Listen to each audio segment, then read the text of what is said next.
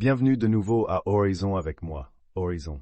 C'est un podcast quotidien sur le macro, le Bitcoin et les grands changements de pouvoir qui transforment notre monde. Que se passe-t-il, les amis? Nous sommes le dimanche 5 mai et cela signifie qu'il est temps pour notre lecture dominicale prolongée. Avant de commencer, permettez-moi de vous dire que si vous appréciez Horizon, n'hésitez pas à vous abonner.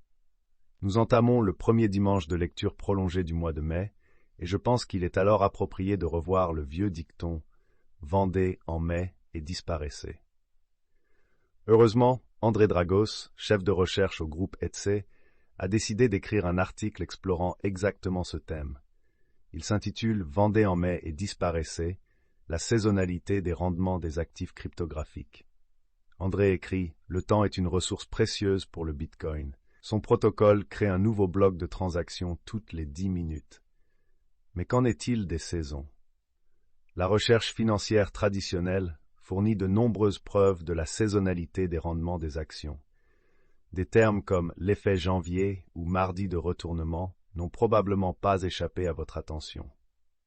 Ces tendances saisonnières de performance, qui sont statistiquement significatives, peuvent être observées sur presque n'importe quelle période. D'autre part, les rendements du Bitcoin indiquent que les mois d'été entre juin et septembre ont montré des rendements nettement inférieurs à la moyenne. Une analyse des rendements mensuels moyens du Bitcoin a montré que le dernier trimestre de l'année est très solide. Octobre a un rendement moyen de 29,5%, novembre mène la danse avec un rendement moyen de 37,9% et décembre a un rendement moyen de 12,3%, qui est légèrement en dessous de la moyenne générale.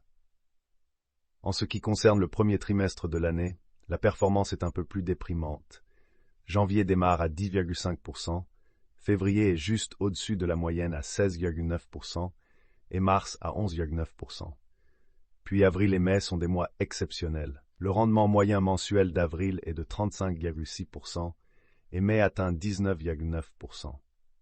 Finalement, je voudrais souligner l'importance de ces observations.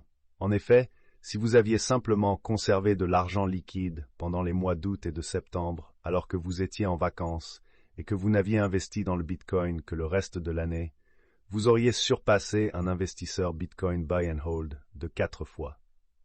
En outre, le schéma de performance saisonnier moyen suggère également que le Bitcoin pourrait continuer à monter au cours des semaines à venir, jusqu'à environ juin, lorsque le schéma de performance saisonnier moyen suggère que le Bitcoin pourrait faire une pause pendant les mois d'été avant de continuer sa montée vers la fin de l'année.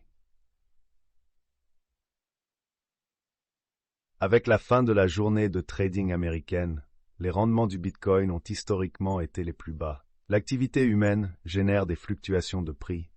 Il n'est donc pas surprenant que le principe de vendre en mai et disparaître semble également s'appliquer au profil de rendement du Bitcoin. C'est ici que se termine la pièce d'André.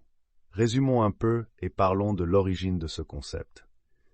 Cette idée existe depuis un certain temps. Il est couramment admis que vendre ses actions en mai pour les racheter après l'été, en particulier vers Halloween ou en octobre, a historiquement été une stratégie fructueuse.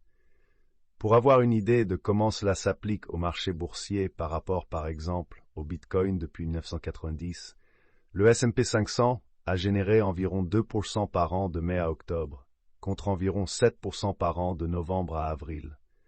Autrement dit, il s'agit d'un phénomène statistiquement significatif dans le monde traditionnel de la finance. Peut-être est-ce parce que de nombreux fonds communs de placement et autres grands investisseurs institutionnels terminent souvent leur exercice fiscal en septembre et pourraient donc vendre des titres non rentables pour réaliser la perte avant la fin de l'exercice fiscal.